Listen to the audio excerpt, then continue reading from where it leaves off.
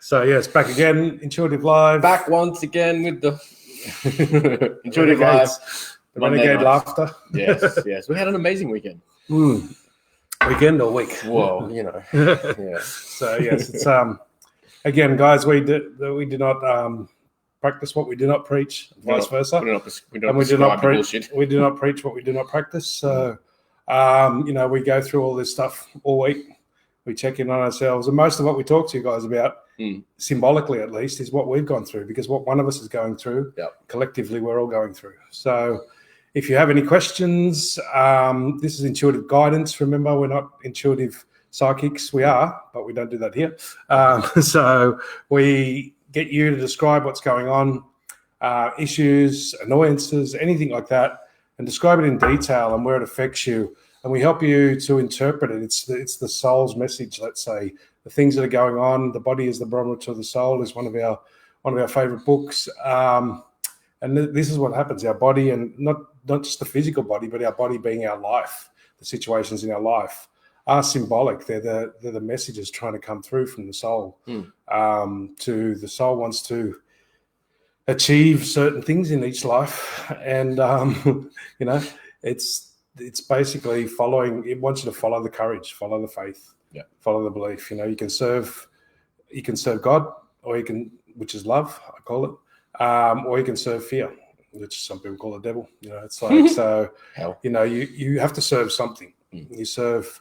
Most people go, they serve themselves, but serving yourself means you're either serving the courage, the love, or you're serving the fear, which is often masked as safety and security. It's I'm not saying not to be cautious and not to have some safety, but if you're trying to be too safe, then you're serving fear. Fear is your master. Fear is your bitch. Actually, no. We want to make you a bitch. so hi guys, welcome. Welcome Beverly and Angela and whoever else is out there. Yep. So welcome guys. It's been an interesting week, I'm sure, for everybody. Feeling a lot of collective frustration.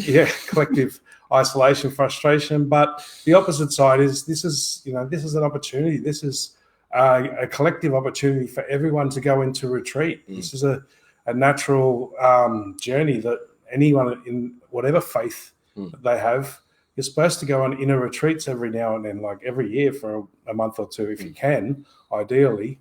And so this is actually that chance to get more in touch with the inner self and get some of these practices that everyone's been putting off.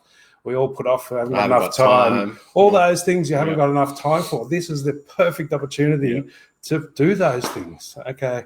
So if anyone's got any comments about the frustrations and fears and that, bring them up and we can help you discover what your soul's trying to show you with them. Because everyone's in the same boat, but our frustrations about it are all different. Yeah. So the frustrations, our particular frustrations, are a massive opportunity for us to unlock something inside of ourselves. So welcome, Christopher. Welcome, guys. So yes, if you've got situations going on, remember, be descriptive. Yeah. Say if it's a physical issue, say which side of the body, which part, and what does it feel like? A twisting pain or a sharp, dull. Describe where it is and what it feels like. Very descriptive in your words. Even if the description sounds ridiculous, right?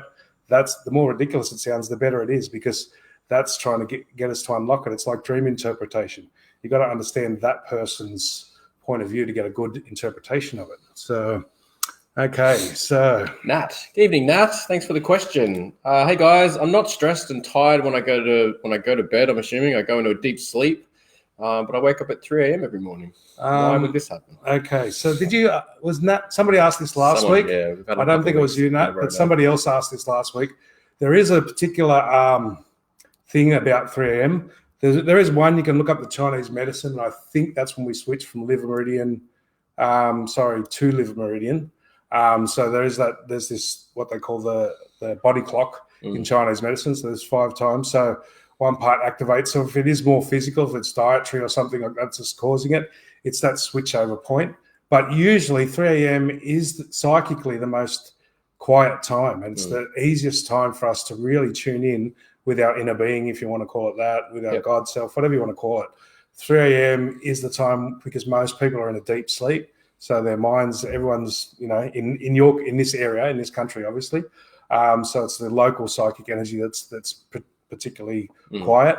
So often it's just to really tune into that inner part of yourself. So the Buddhist monks and that, they literally get up at 4 a.m. and do a half-hour meditation, and then they sit and they go back to sleep for half an hour, and then get up at 5 or 5 a.m. to do their practices. I read one time, someone was saying, if this is happening to you where you wake up regularly at 3 a.m., rather than waking up going, fuck, I'm awake again at 3 a.m., sort of wake up, with the acknowledgement that, spirit's around, your spirit guides around, and actually wake up and say thank you. Just wake up and go, thank you. Thank you for this opportunity. And as John said, tune into it, and see what comes about. Even if that's just lying, in your bed and tuning more into your body or into yourself for 5 or 10 minutes until you drift back off. Give it a try. So Tracy Thomas saying she's got a heavy chest. Now, one of the things we do, so one of the tools we do for this is intuition, being taught from the inside. You're being taught tuition from the inner, from the self, the real self, the God self in the heart, the soul. And is it a heavy chest or is it a heavy heart? So they have a slightly different meaning. So if you ask, is it a heavy heart? And if that one feels a bit lighter, is it a heavy chest? If that one feels a bit lighter, that'll tell you. Because often the heavy chest is more about nurturing yourself, whereas a heavy heart is more about listening to your heart. And the grief and and you could be buying into a lot of grief, a lot of fear, a lot of worry. And the heavy heart is actually the opposite, your intuition trying to tell you, stop buying into that. It's not to say that these things aren't happening, but what we call the lion heart, the masculine self, it never retreats, it never surrenders, and it's never in fear. The real heart, the heart of hearts, is fearless. It is fearless, it is timeless, and so the heaviness is actually you telling yourself that you're worried, and often because we're buying into the collective worry, the emotion of worry and fear and stress. Nobody knows what's happening. None of us know where this is going. I don't give a rat's ass about the coronavirus itself. That will change. We'll adapt. As if it's come from animals, like they say, and once enough of us have immunity, we'll get past that. Yeah. But the bigger part, what's going on behind it, the financial and all that, we're in unprecedented times, and this could lead us into the greatest thing of humanity, or it could take us into more separation and more degradation. That's up to us. Yeah, we can use it. It's like this crisis moment feels like what I teach. A lot of the stuff I teach, and when we do healing, when I do the biggest healings is when a person gets to a crisis moment, when their life is torn apart as they see it. So sometimes it's just as simple as bankruptcy for some people. Yeah. Other times it takes their whole family to die and they lose their job and lose their house and everything. But each of us, our surrender point, whatever that is, that opens us up to being guided and being guided by the divine and guided by the force. If you don't want to use divine, if you don't want to use God, whatever created this thing, the source of life, being guided by that, because it guides nature, it guides the plants, it guides everything into a greater thing if we don't resist. As people, plants and animals don't really have as much of this ability to resist and say no that we have. So that we can go with it, the path of least resistance, row your boat gently down the stream, not rowing upstream all the time, or we can get dragged along. Some people don't row their boat down the stream, they just go like dead fish and float down the stream, and they get wrecked on the rocks as well. It's not doing any effort, but it's the path less traveled, so it's less effort, but it still requires effort. You've still got to choose and still got to check in. Are you serving faith or are you serving fear? Are you courage is faith, courage is love, and anything above courage, hope, belief, willingness, understanding, compassion. These are all in the love, in the oneness frequency. Everything below that, all the fear ones, there's so many different fear ones. That's what we serve. We either follow one or we serve one or serve the other, whatever we want to call that. And so the heavy heart is actually, or the heavy chest is you're buying into that there's something wrong and there's something bad. And your heart, your real heart of hearts is trying to say, no, there's not. And then you've got to say, okay, so how do I flip that? How do I turn it around? Because all the fear is just faith inverted. So don't worry if you've got fear, guys. Just say, how do I flip that? We are energy transmitters. We are frequency generators. We can choose. Energy is just what we call negative or positive. It's like a battery that comes in. They both come in. Our free will is to choose whether we make that energy into and put it back out as negative or positive. So it comes in whatever way it comes in. Yeah. If we send it back out the same way it comes in, so if somebody's directing jealousy or resentment or anger at us, and we flow it back as jealousy or resentment or anger, then we're serving fear. But if we receive that and go, okay, I'll just receive it because it's just energy, and then I'll send it back as love, as trust, as faith, as courage, that's the real thing that we need to do on a collective level right now. And it's like, this is stuff. It's not. It's really, really that simple. Yeah. But it's not that simple. Tracy's identify more with grief. Yeah. So grief is on the lungs, guys. Like, and so if you're a smoker, heavy smoker, and stuff like that, this is suppressing the grief. It keeps pushing the grief down. When you do stop smoking cigarettes, this is lungs. This is Chinese medicine, the lung meridians. It involves large intestine as well. That's the inside of it. When we stop, the grief has to come out. And a lot of the grief is not even ours. Some of the grief is soul grief from past lives, if you believe in that, or whatever you want to call it, from eternity, if you don't believe in past lives. But it's grief, so we don't have to know exactly what it is. Yeah. We just have to accept that if I stop and if I don't buy into this, whatever I'm buying into anymore. So when you stop smoking, if you just do it cold turkey, for 3 to 5 days, you'll just, at different times of the day, you'll just spontaneously cry and you won't even know what for. And if you know that that's going to happen, you can allow it, and it really clears it really fast. If you resist it and only let it out bit by bit, instead of 3 to 5 days, it can take 3 to 5 years, So it just depends on your willingness and your openness. Okay. Cool. All right, Jamie, I have a very difficult child. It's really testing me and almost breaks me at times. What is my soul trying to say? Your soul is the child. The child is the reflection of your soul. Our souls are actually quite childlike, right, in their ways. So the difficulty of your child, the child's reflecting what your soul's trying to say to you. So what is the child? Just give us some of the examples of where, is it Janine? Jamie. Jamie. Yeah. Just give us some of the examples of how your child's difficult. Yep. In what areas, in what ways. What are they doing? Just message us that, and we'll go into that again in a bit. Okay. Where are we? All right. Jamie. Oh, she's put a little bit more here. He's ADHD, odd Tourette's, and autistic. He's really full on. Is this to test me, show my strength, how I can keep calm and handle this? Okay, yeah. So these children have, like, on one side, they're miraculous, right? Because all this, like, I had a previous partner with an autistic kid, and they are in the oneness mind. They don't have this duality mind, this right and wrong. They can't flip back and forward. So they pick everything up all simultaneously.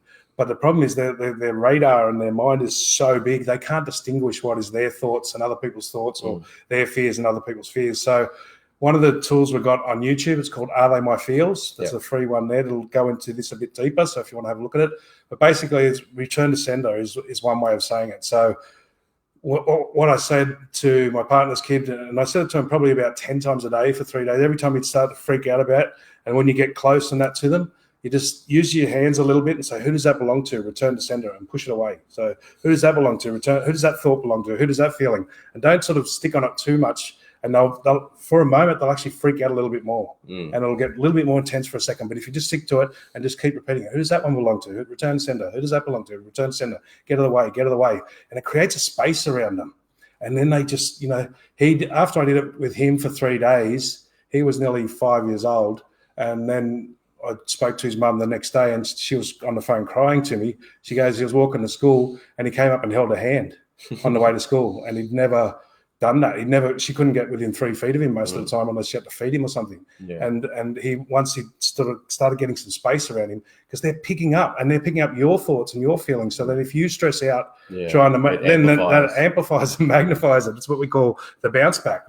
So you got to sort of drop into your own heart and get the courage to go, okay, who does that shit belong to? Push it out, get rid of it. Fuck it, it's not yours. You got to find your words for it. You got to find some sort of belief. So you got to believe this. You can't just say it and not believe it, because you'll just magnify the other side. So that one will require a little bit more effort and attention. It is that simple, and if you look at the video, we can go on that. But it's something that really have to sort of hone in, find your words and find your. So she's come back saying that he's always angry and defiant. Yeah. So maybe. So he's angry and defiant, being, your child's probably being your soul, your child inside is angry and defiant. It's angry and defiant at authority, at power over. None of us want to have power over us. They realize because of their oneness in mind, they know they're gods. We think we're not, most of us. He's God's self inside, his Christ consciousness, whatever you want to call it. It is there going, don't fucking tell me what to do. So you got to basically make it a question because they can't resist the question. If you're telling them what to do, even though you're coming out of love, the way you're saying it. So, you got to make words like what if, can you, really make them questions. You've got to really turn the speech around. So how can you do this? What if you could do that? What if, what if that didn't matter? So a lot of what if questions I put in there to start with, and that'll retrain your brain. It's the difference between, say, here, have a drink, and would you like a drink? And so you've got to make your words and your feelings and your intentions have to come across as an offer, not an order. And it takes a little while to flip that around, but that's what they're resisting. They're resisting taking orders, and that's what our own soul and our own inner being, whatever you want to call it, is resisting in us. We want collaboration. We want win-win. We don't want win-lose. We don't want power over. That's duality. That's the old world. That's the world that's about to hopefully be torn apart. Right? And we're going to move into this oneness world, this collaboration world, this win-win, where we don't lord it over each other, as I say. Yeah. So she's come back saying he gets angry and hurtful, then it wears her thin. He's 14. Behavior is crazy. Yeah. The second comment, though, Jamie, I was raped as a child. Would it to do with that? I don't feel it does. I don't know. What do you get on that? Well, that's going to affect your child inside. So that's going to, so that protection that your child's inside is going to have, that wound that your child, which is going to, our child and our soul are pretty much interchangeable in this thing. So the inner child work that I've done and the soul work, it's pretty identical. So you have to find a way to get over that, get rid of the hatred that you have, or the resentment you have, the anger you have towards that person, or that situation. That person or that situation. So it might be that person, it might be the other people, it might have been your parents or whatever for not protecting you. The soul's going to have some sort of anger and resentment, and there's going to be a wanting to hold on to revenge. And it's difficult. This is really hard, guys. This is we call it forgiveness, but it's not really forgiveness. It's closure. You've got to get closure on that and say, okay, that got me to here. And, what if that was meant to be? What if that was my soul's plan and that soul's plan? And what if my soul planned that because I needed to learn about forgiveness, because I needed to learn about surrender? It's not to make it okay. It's not to make it right. In fact, when we do get closure or forgiveness or whatever you want to call on it, it makes it not okay. But it makes it not okay to happen again in the future. It makes us not okay. But what the closure in that is to unprison that person or that event from inside of our body. So he's going to be reacting a lot to that. He's also 14, so he's going through male 14-year-olds. It's hard enough. Like I know with my ex's son, he's only like 11 now or something, and he's starting to get the hormones. So now they've got all that hormones raging as well as all of this overload on the mental level. So, but it is something. It's like, okay, where is that in me? And I think so. Who was this? Was this Jamie? So yeah, Jamie. There's a lot here, and it's going to take a lot. So. Look, message us, and I'll give you a free half an hour on this. So put a message to us, and I'll go live with you and talk to you, because I've got to find your wording in your way, because it doesn't matter if it's not in what we call intentional or genuine, it won't work. So to make it genuine, I've got to find your words and the way that you will say it, because return to sender works for me, but fuck off works for somebody else, So it's something that makes it deliberate, makes the energy, because this is an energy and it's a frequency and it's a vibration, and you've got to be deliberate about it. So, okay. All right. Janet. Hey, Janet. I have nerve pain, right arm and shoulder, and hand with the middle finger going numb. It started as muscle pain in the shoulder blade and so it's neck. I'm not sure what that is. The nerves is unbalanced communication. So the nervous system, the nerves, and that is unbalanced communication. The middle finger, middle finger is heart protector. Heart protector, yeah. This is why we give people the bird, right? So when the pain comes down the shoulder, the heart protector actually comes from the armpit up to the middle finger like that. So when we stretch the middle finger out, when I do shiatsu stretches, we're going to stretch the heart protector meridian. So it's actually your heart trying to protect itself. And it's not communicating. So maybe some people around you, and also because it's going down the shoulder, so there's going to be which is the other heart meridian down to the little finger. So this is all heart issues. and it's like, and heart protector, particularly the numbness in the little finger, and you're not communicating with yourself, with your own heart, what you need for protection. You need to get some of these shit cunts out of your life. Sorry, but it's like, that's how intense it feels. Yeah. It's like you've got people around you who are just not fucking nice. And you've got to protect, whether they're family, whoever they are, you just got to get some boundaries with those people and start pushing them back bit by bit. Yeah. You don't have to do it excessively and don't do it harsh, because that'll cause a pendulum, what we call a pendulum effect, but start pushing it back, start getting some boundaries, start communicating. Your heart wants to protect itself from the nastiness, from the, the vengefulness, backstabbing, all sorts of stuff around you. It feels like there's all these people around you are just not nice, and they may pretend, and this is why it's like backstabbing.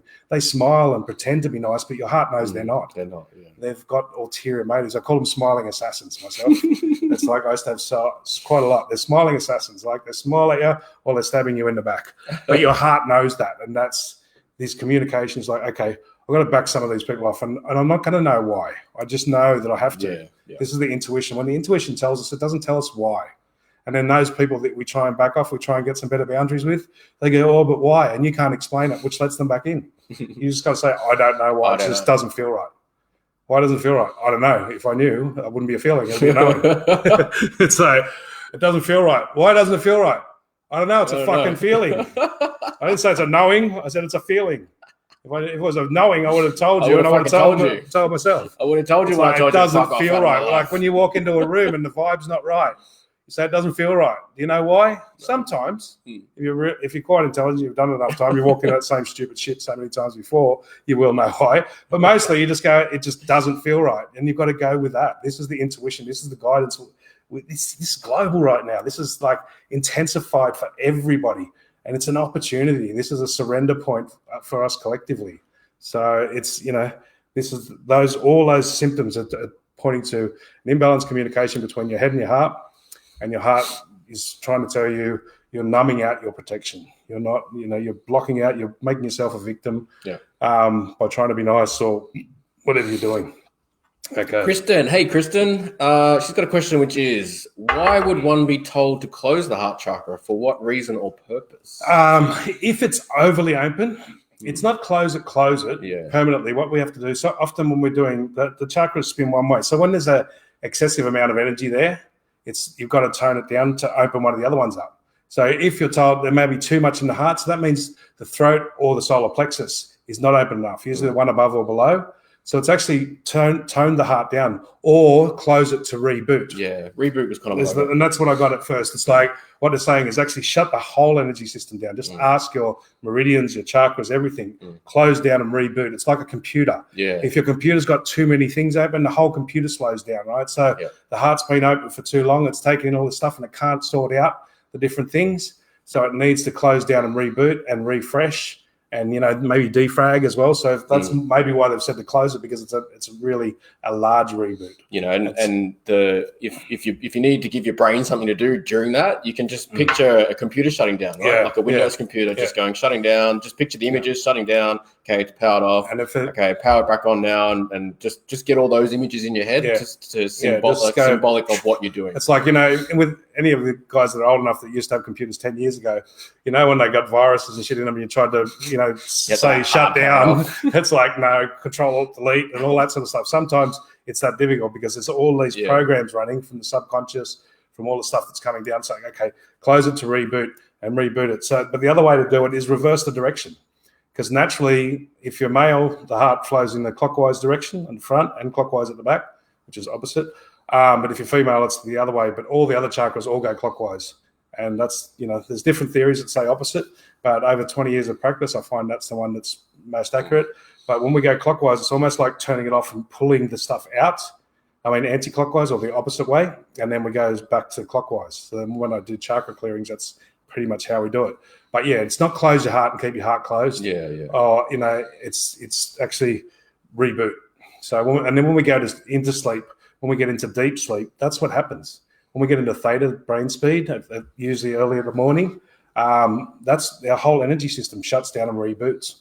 And so the meridians, the chakras, and And that rebooting is as simple as rebooting a computer. Maybe change those words from close the heart. I kind of feel like close the heart to you means like when people get hurt and they block everyone out. Yeah, that's it. That's kind of not... Or break their heart. That's kind of not what they're asking for here. Yeah. So it's like, it's reboot the heart. Yeah. It's like shut it down and reset it and open it back up. And it's your heart chakra. Yeah, right? Yeah, not your heart. Not your heart, right? Not your heart. The body takes these things literally sometimes, guys. Don't shut down and reboot your heart. So I say the lung meridian is brief because you might have a problem. The meridian runs all around. So it relates to the lungs, but it's not always the lungs themselves. It's the lung meridian or the heart meridian as well. So, yes. All right, Vanessa. Wondering if I should rent my home and move north. My daughter passed here, and I'm feeling that is my connection to her. So confused. Yeah. When I checked in on this, I got a super heavy. Yeah. Well, first of all, you can't right now, right? So, this is one of the other tools. Is like make choices and make decisions or choices or whatever in the moment when you can make them. You can't even do that now because the current situation just wouldn't work. Like even if you could. No one's going to be able to, really rent it out, and you've got to wait at least another week or two, right? It's like so, just leave it. Yeah, just when kind of like give yourself permission to say yes and no to do it. Say yes and say yes. I do give myself permission to move. I give myself permission to stay, but I'll decide later. Yeah, it's kind of like I said this to my daughter the other week. She had a job decision. I said, look, just let it go. She couldn't decide. She was tossing and turning on it. I said, look. Just wait. It's 3 days. You can't do anything until it was the Friday. I said, you can't do anything till the Monday anyway. Just wait. I've got a feeling something's going to turn up that's going to make that decision clearer. And this feels like the same thing. Just tell yourself to wait. So I'll give myself permission to do it, but I'm going to have to wait till the lockdown finishes anyway, because it's not really going to work. And then maybe something in the meantime is going to make that decision clearer. Hey, Kate. Thanks for the comments, Kate. I'm reading them. You wouldn't have wished you met me 20 years ago. I was much more extreme than I am now. You two are gorgeous. I wish you met you 20 years ago. I certainly was like this. My delivery I said a lot of this same stuff, but my delivery was a lot more. How you going? It's all right. I'm just scrolling through. All right. You're welcome, Jamie. Thank you. Anna Marie. What's this? Why have two of my oldest girlfriends taken advantage of me financially and then destroyed me publicly? Both were 20-year friendships. Look, this is a tough one, but this is a common one. Your spiritual path, I will call it, must be quite a big one. We have to go through the betrayal. We have to go through what we call the Judas experience, if you want to call it that. We have to go through these betrayals of the people that are closest to us. I went through it, and I'm not even going to say with who, but it was extreme as shit last year with the closeness of these people to me and everything. But it makes you surrender after you realize that, and you're listening too much to the people outside of you and not listening to the God within, not listening to the intuition, the soul, whatever you want to call it. And it's like we've got to get our trust. Once we trust the inside, once we trust the inner being, then we can learn. We can't put our trust even onto the ones we love, even onto the ones the closest. If we put full trust in them, it's kind of like a law. They have to break it. They're not supposed to give full trust to anyone.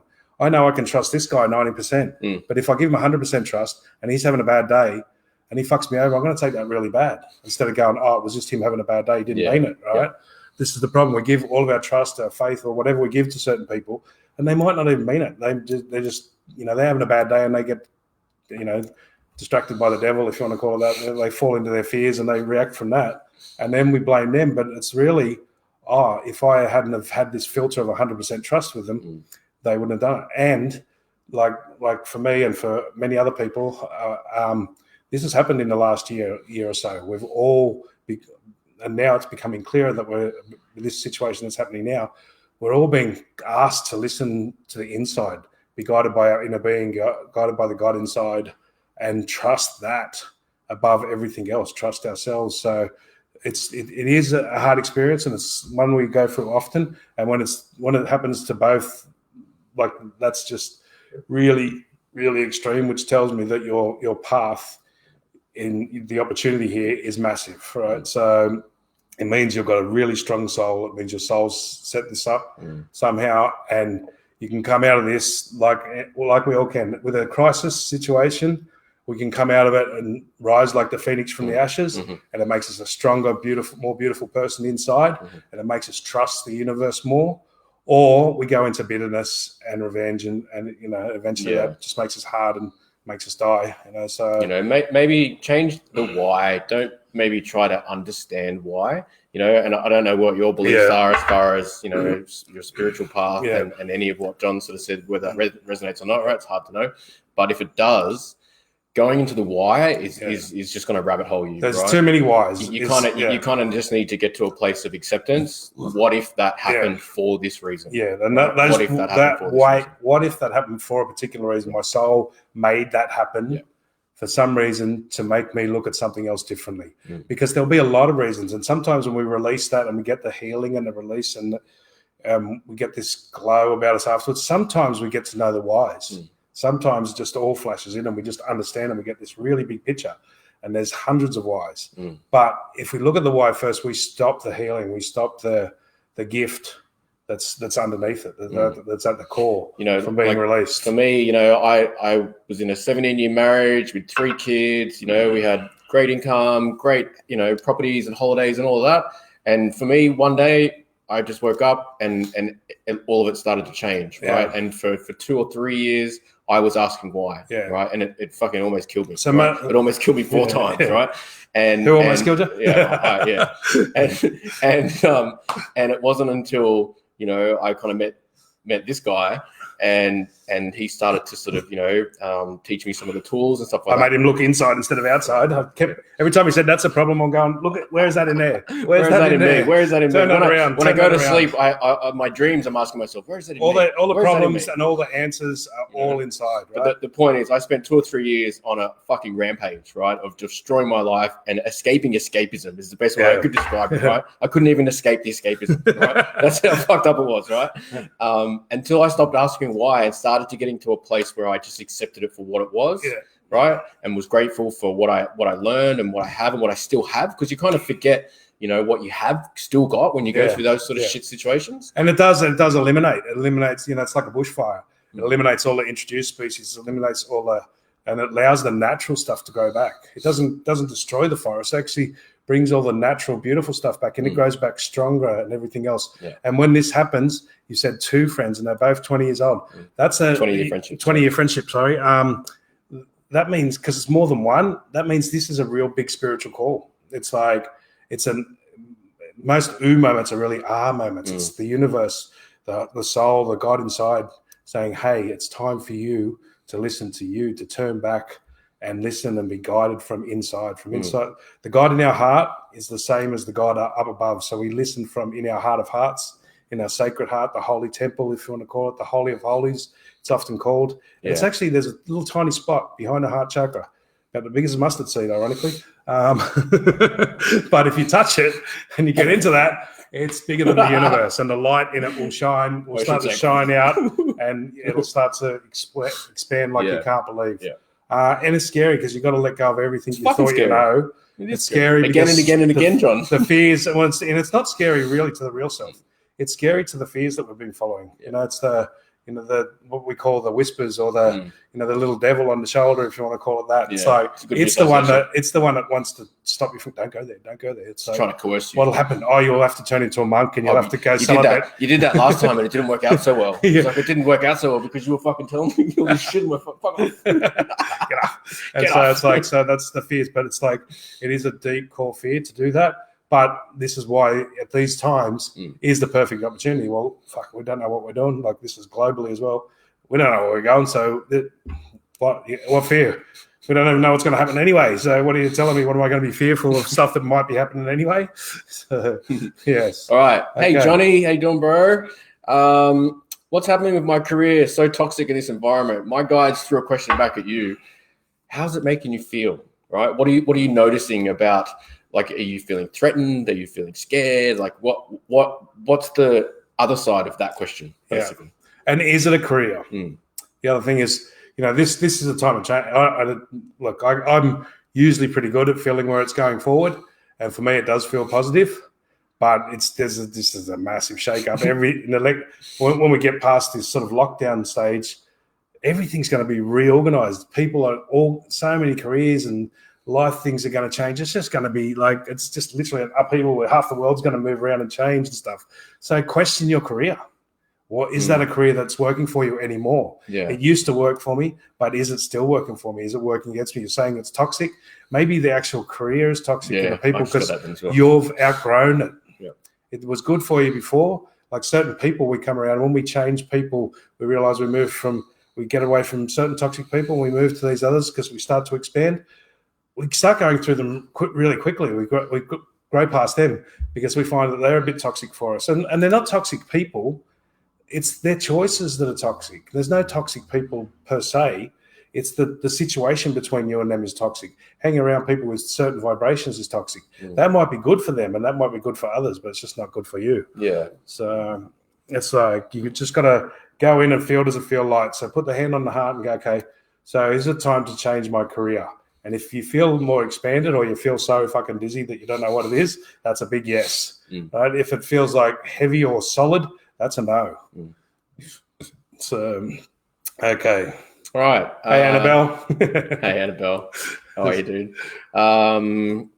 Cerise, I think that's how we say it. I feel more spiritually connected than I've ever done before. Been getting a lot of hair standing up on my arms, and that shiver goes right through me. Fuck yeah. Yes. Couldn't agree more. A big fucking here from us as well. It's particularly the past 3 days of me. Exactly. And that's why this is such a powerful moment. This on a world scale, because people are forced. So what is it symbolically? We're forced to stay at home. Where's home? Home's here. And so a lot of people are turning inwards, and a lot of people are actually reevaluating themselves and that. And so and because they don't know what to do, and there's no fucking immediate answer for where we're going to go. So nobody's planning shit. Yeah. Because we don't know what's going to happen. Planning. Can't plan. I've got to wait for that. So I don't know if I can get taller, baby. There's this space inside to go, if we're going to plan for, what am I going to do with a business one? It's like, I don't know. Nobody knows what it's going to be like. The financial part really hasn't even hit us yet, right? That's all just starting to happen. So even if the lockdown goes off, the financial shit's still got to explode or whatever it's doing. That's still going to fucking change everything. So that's kind of giving us a bit of space psychically and energetically. And because more people are actually turning inwards, those of us who have turned inwards for a long time are more connected with that.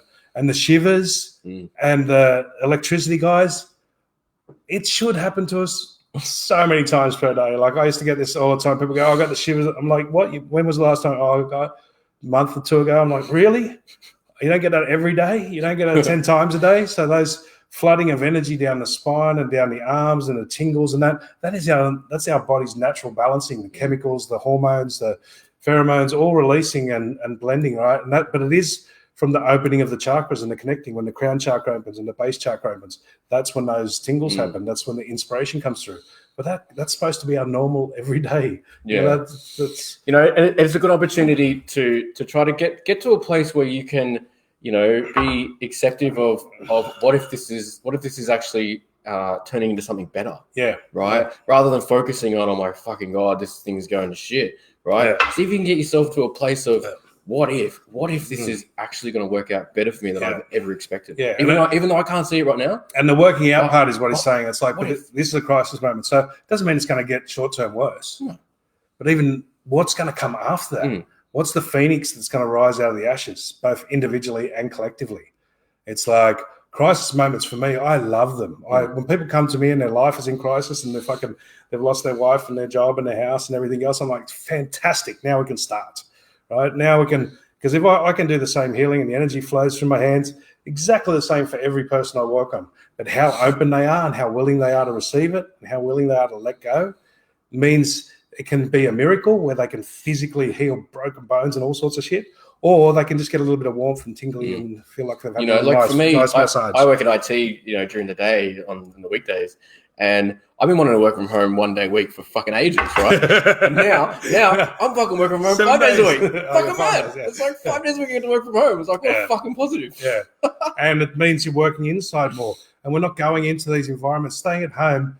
When we go into different environments, we level out and our frequencies goes up and down and that all the time. So a lot of people do work in places that they hate, so they're actually getting more balanced on the frequency level because they're not going into these negative environments every day. They've got a time to sort of balance out and get their frequency right. All right, Shazza, I got a question thrown at me for you from my guys when they've said, "Did you guys make that CD yet?" They said, "What are you avoiding not making, Shazza?" Did you make your CD? And it might not be meditation. What are you avoiding not making? Did you make your Shazza? music CDs, Shazza? Did you start your singing? It's but no, we haven't made it. But maybe you can help us, Shaz. Maybe you can. Maybe you can be one of guys. This is the whole thing about oneness. We work together. It's a win-win thing. So. I'm really great at this stuff, but I'm not. I'm not a good businessman. Look, honestly, I haven't been so far. Maybe that will change, but so far I haven't been a good businessman. It's like, but if it's like some people are good at certain things. We have connectors, we have creators, we have inspirators, and so sometimes if you're a connector, and they're the people who make CDs, they're the people who introduce people to each other. They're just as important as the creator of the business and stuff like that. So, so it's just that we do have to work together. And the CD thing, first of all, I don't even know how to make a CD anymore. So it'll probably be a YouTube video for starters. We're showing your age there. I was showing my age the other day. I was talking to somebody. I was saying how I used to listen to the tapes in the car. So it's like, yeah, But what the positive for me, Shazzy, you've been asking me all the time. I've been asking myself, and I've been asking my guys. Okay, is it time yet? Yeah. And if it's not a meditation CD, what else is it? So that's been prompting me. Yeah. So thanks for that. Yeah, because I checked a couple of times this week. I was ready to make it 2 days ago actually, and I checked again, and it's just a no for now. So thanks for the reflections. We go from this guidance all the time. It doesn't feel right. So, but we do appreciate the questions because that makes us check. Because if we forget to check, sometimes we don't know. But it's definitely on the cards, but I'm still not getting a yes just yet. Okay. And maybe what I am getting a yes for is to do live meditation like this. So maybe guys, if you're interested in us doing a live meditation 1 night a week on this format, let us know. Message us on the BQuest page, and if we get enough requests, we'll do that. So sounds good. And then that's recorded as well, so you can have that one. There you go. Then 2 birds in 1 stone, Shazza. You're going to do it live because the live meditation works as well a lot better because when I do the meditation, I'm listening to the guidance and I catch the people when their mind starts drifting and I gently bring them back. I just remind them. So the guidance tells me that their mind's drifting and I go, okay, just focus back on your breath. Focus back on the breath. Ultimately, that's the meditation. It is just that. Focus on the breath in through the nose, down into the belly, out through the mouth. You just do that. We switched to a meditation session. You just do that. Thoughts don't stop. You can't stop your thoughts. That's crazy. It's like stopping your thoughts is like killing your ego. It's not possible. Crazy. You can't kill your ego unless you chop your head off, right? So it's actually putting it in the right place. Yeah. Thoughts don't stop. They're like clouds in the sky. You don't try and stop them. You take your attention away. Take your attention down. It's like walking into a windy corridor, right, and just expecting the wind to stop all of a sudden. Yeah, you take your attention away bit by bit, and you practice taking your attention away. Yeah. And that's kind of like it ignores them eventually. It's just like, yep, I know they're there, but I don't care. And the wind, you can choose to piss you off, or you can choose for it not to piss you off, right? Go for it. Get a sailing boat. If the wind's pissing you off, get a sailing boat.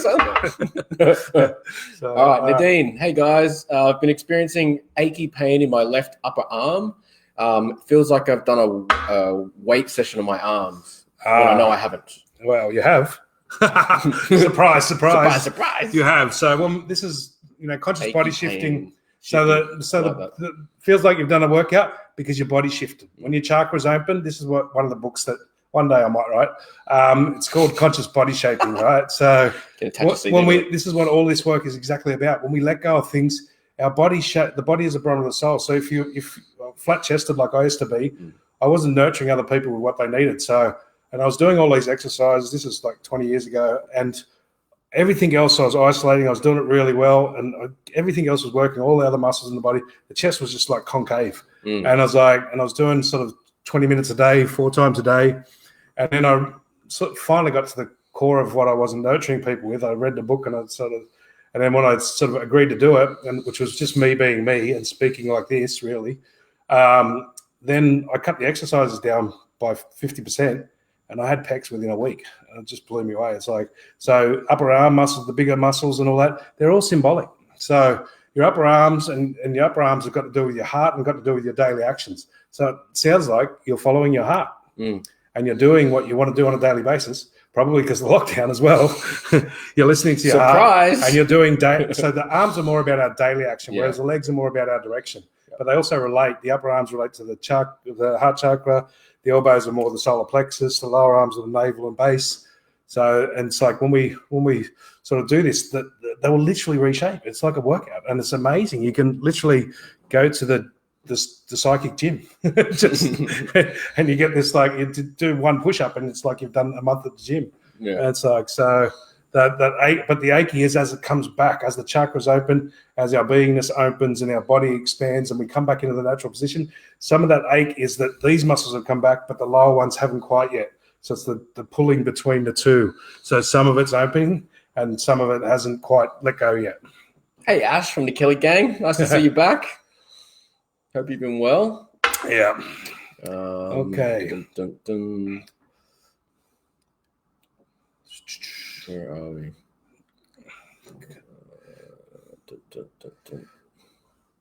All right. No. All right. So there was one back up further. Keep going. That one's way to save what? Coronavirus. That one there. That's broken. The way to be safe from coronavirus, spray to the body. I don't know. Tenderine, you are saved from the coronavirus. Oh, okay. Sorry. We can't read that. All right. Keep going. Okay. So guys, basically what the big challenge is here right now, if you want to simplify this all down to one, to listen to the soul, to listen to the inner being, to listen to God, we have to follow faith, which faith is love, it's courage, it's belief, it's, compassion, all these things. Or we follow fear. Pride is fear, Glory and exuberant expression of life is not fear, that's love. But pride is fear. And, there's a lot of things that are in the fear category. And I posted one on the BQuest page. There's a little chart that labels some of these different emotions. If you want to go on the BQuest page, there's a chart there that shows you above the line and below the line. So anything in the fear category is locking us into duality, is right and wrong. It's separation. Anything in the oneness above that line is the connection with God. And oneness is not sameness. Oneness doesn't make us all the same. Oneness embraces individuality and embraces uniqueness and loves variety. Two-ness is the one where there's only two choices. Duality only gives you two choices. Oneness allows you to us all to be unique and all to have a win-win mentality. Okay. So, seem to be a few people interested in a live meditation. Okay, cool. So, how about at the top of this live, in the comments part of the live, there's a link to our Facebook page. Yep. So maybe go in there and either follow the page or drop a comment on there. Drop a comment. Which day? So I'm thinking maybe Thursday, Wednesday night. So if there's a particular night that suits people, just drop your preferred night in there. Yep. But yeah, I'm thinking Wednesday or Thursday might be the night to do it, and we'll do on the same comment here, but we'll do it from our BQuest page. We won't do it from the spiritual events. Yep. So you'll have to go to the link at the top and go onto our BQuest page and connect with that. Yep. So we'll do it live from there. So yeah, we'll probably do the Wednesday or Thursday. And if we get it sounds like we've got a few, so we might start it this week, guys. There's at least 5 or 6. So that's enough. So, all right. So, this symbolically, all of this stuff that's going on, all the frustrations, the collective frustrations, this is like our souls, the collective soul as well as the individual souls are busting out and going, let's use this as an opportunity. Let's use this as an opportunity to start being guided from the inside instead of the outside world all the time, and start making the changes. Whatever we want to see, whatever's annoying us out there that we think is the wrong thing, let's start changing that on the inside. It's always symbolic. There's always some way. So if poverty's bothering you, where's the poverty inside you? Have you got poverty in your thoughts? Have you got poverty in your emotions? If hatred's bothering you, is there hatred locked up in your emotions somewhere from events and stuff like that? It doesn't have to be hatred to people. It could be hatred to events.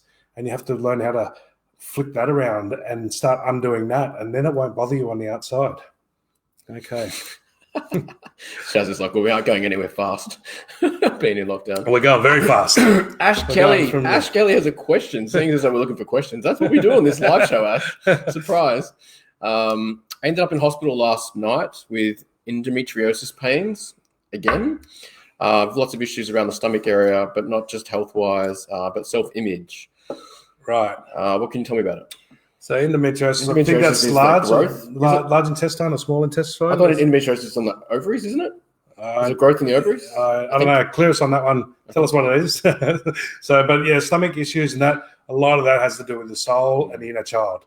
So all the stomach issues and a lot of soul stuff we carry over. Again, I know this is tough for some people because the past life thing, you might not believe it, but you got to go, what if that's true? So, we just did this on the weekend and we cleared a whole lot of carryover shit. Like the etheric body, the second layer of the aura that runs around the body, carries the memory of the soul. And so it's like if we were killed in certain ways in certain lives, sometimes we can come back with energetic swords and that's still for us. So some of that stuff can be carryover. And so you're going to ask that, if this is a soul thing, show me how to heal it. If it is what those crazy guys said, show me how to heal it and get rid of it. I genuinely want to do it, even though I'm not sure. But that's why I say, if it is, you got to make it genuine. So you can't make it genuine if you don't believe it. So you got to go, okay, well, if it was that, would I like it healed? If that was true, and this is what you got to kind of say to yourself, if that was true, what if it could be healed right now? Is this soul emotions? The large intestine is connected with the lung, the small intestine is connected with the heart on the meridian levels. So you might have to look at those issues as well. The endometriosis, I'm not sure. Yeah, it's in the womb. Yeah, it's in the womb. My sister's had it. My mum's had it. So womb stuff and that. This is about your nurturing, and it's symbolic of what you're giving birth to in life. It's not children anymore. It's now what are you giving birth to on a creative level? It grows outside the uterus. That's right. Yeah, so it's like your creative stuff. There's too much. There's too much unexpressed creativity there. There's like unexpressed feelings and stuff that want to flow out. And, time, this is the classic excuse, which nobody's got anymore, guys. You haven't got the excuse. You haven't got the fucking time. You're all at home. Do the things you say you haven't got the time for. So, my daughters and that, our daughters have started doing drawings and that. They're finally over the digital thing after 2 weeks. They're like, I need to do something else and so let some of these creative things out, prayer, meditation. This is why, I've been running meditation classes for bloody 6 months and no one turns up. Now all of a sudden they're all stuck at home. They all message me. It's like, because we say we haven't got time. And it's like, if we don't make time for these things, we're never going to have time. And it's just to replace them one bit by one bit. So for me, I sort of tune in a little bit to inner child. And for me, it kind of feels like festering emotions expressing themselves on the inside, and it definitely feels past life related for me. Definitely. As soon as I got to it, there's definitely that soul. So if you don't want to go to past life, just say a soul thing. And maybe past lives has got to do with it is baby related. Like I see a picture of a baby. So maybe it's. But is that symbolic or literal? I don't know. It's because sometimes this is what we get more symbolic. Yeah. It's like, so the babies is what the birth that we give to holding back your child, like holding back your inner child, maybe something like that. So it might be dance, it might be play, it might be, I've just started working with my old martial arts sticks and stuff again, and my soul is happy as fuck. It's like these creative things. It's giving birth to our creativity, singing, dancing, playing, drawing, all these things. It's like these are things that are festering inside that we sort of put off, and they really, our emotions need some expression, and these things, singing and dancing and that. Is it an idea that you have to do something to give birth to an idea, or a creative something that you're festering on, not knowing what to do or how to start it, or telling yourself you can't, something like that. Telling yourself you can't, or you're not good enough, or something, right? Something like that. Yeah, because what resonated when John said giving birth, that then was like, feels like there's something that she wants to give birth to, like an idea or something that you're holding. Usually because it's down there, like we can get the same thing in the heart and other areas, but usually when it's down there, the ovaries, it's quite an expressive one. So so for me, satsang is one of the ones I want to do, and I was quite surprised to see that my soul wanted to do that, because I thought it was much more of a sort of spirit thing than the soul, and it was quite surprising to that. So it doesn't mean that it has to be fully creative or that. It can be something that, like, from the outside seems a little bit more serious, but it's something that you want, that your soul wants you to do. It could be something like open up a business or something like that. So, but it's festering.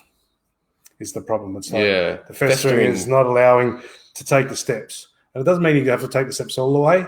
You make the decision to start taking the steps and see what happens. Mm. You don't have to take it all the way to, don't have to go, well, I can't do it because I can't get from here to there. She's been trying to fall pregnant for 7 years now, she said as well. Yeah, okay. So the trying to fall, and it's like, and often that causes you not to fall pregnant, right? So a lot of this stuff, I used to get a lot of these people back in the day, the ones trying to go to artificial insemination. I said, just come and rub shoulders with me. I have 6 kids. But it's like, they've actually got to relax and you've got to agree inside, there's something in you or your partner that's holding back on that. So you've got to talk about it and talk about it. What if, because sometimes there's a blockage. Here it is. Okay.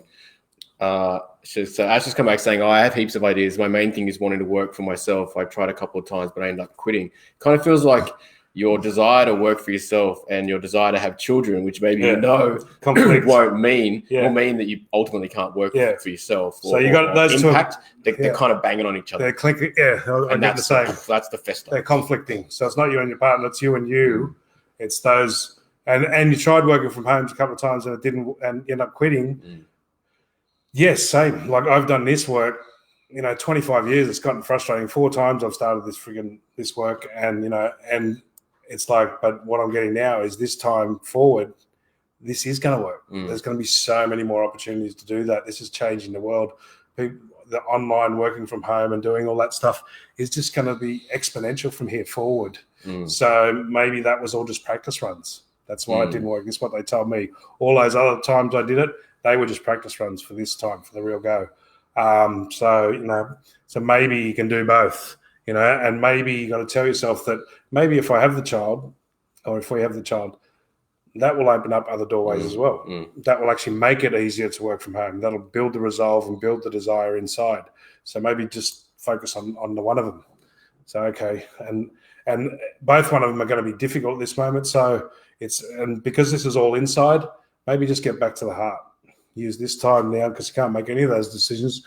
I don't think anyone would really want to have a baby in the next week or so, or create one. We might want to wait a couple of weeks to see roughly where the world's going. But, just sort of start planning on that by getting in touch with your intuition and releasing all those old things, getting rid of all those judgments that just didn't work, just end up quitting all the time. Maybe that was because it wasn't the right time.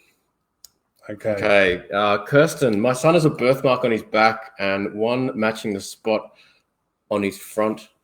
Should I be doing something regarding this? I thought the thought of a sword, through him. It does. The birthmarks so many times. I see them like the birthmark. I'll see a birthmark on them, and I can see the past life, and it is, and that's what we're talking about. These sometimes it'll literally come up as a birthmark or whatever.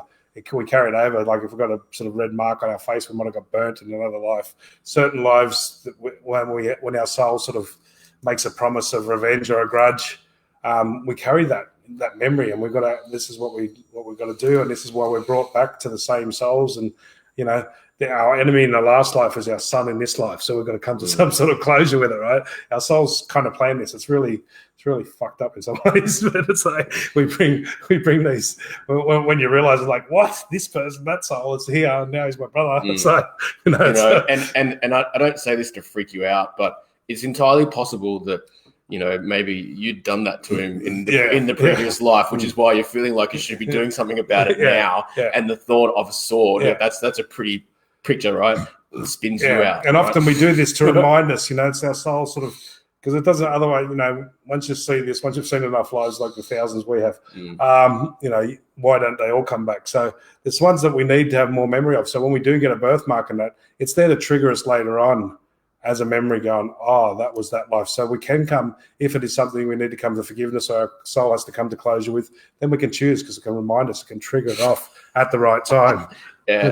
Kristen, possibly. Yeah. I don't want to freak you out. So we had a few interesting ones with ourselves on the weekend. Will, one of John's sons, I got a past life image of him fucking spearing me right in the front. Lifted him up. I had one with a shark attack on my fucking head, a car accident on my fucking face. So, all this shit was clear. This energy around as they clear. Teeth getting fucking ripped out with pliers.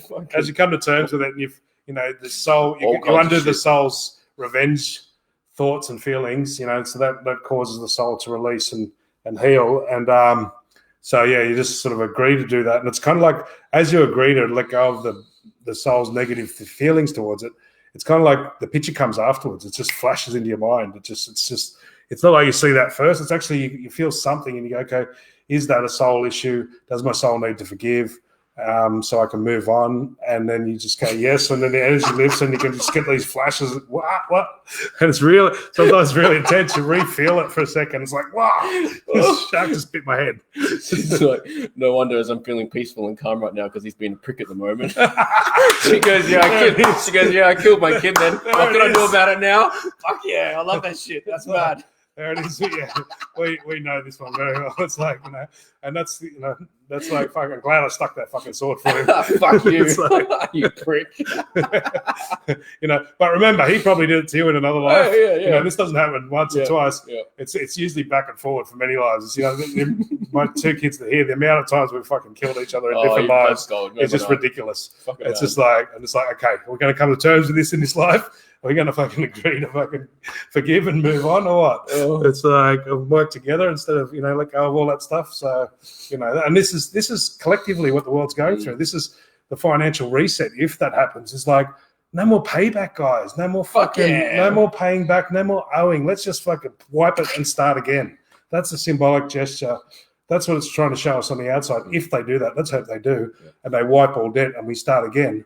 This is what the soul wants to do with all the grudges and revenges and everything else. It wants to wipe them all clean and start again. Because if we pay back, that's an eye for an eye, right? Jesus came 2,000 years ago, fucking 2,000 years ago, guys, to stop us doing an eye for an eye. He wanted us to get the forgiveness, which is like let go, move on, and create. And a lot of the world is still functioning from an eye for an eye for revenge. You know, if we live by revenge, an eye for an eye, then what do? We just end up with a world of blind people. So I think it's kind of happening. But it's like, you know, forgiveness, and forgiveness is just more about closure. It's not about justifying. It's not about making it right or wrong. Leave it. If there's revenge needed, leave it up to God. I don't need to take care of that. I'm sure the nature will balance. That's called balance, right? That'll balance itself out. They'll work it out. If you go through this stuff and you work through it, you'll realize how tough some of it is to let go of that. And in the moments when the energy releases, you'll realize, hey, that's enough revenge when they have to go through that. That's plenty of revenge. Once you go through that release and forgiveness, you go, time's up, people. Time's up. Yes. Mad all right, guys. So message us on the BQuest page. I popped a link there as a comment. So get on there, like the page, drop a comment, drop us a message, or whatever you want. Yeah, and we'll tee it up. I might just go on and chuck a little meditation group on there now, and you can pop the message in there. So we'll do that in a minute and put a BQuest meditation group page on there at the top, and we'll see how we go. All right, guys. Thank you. Catch you later.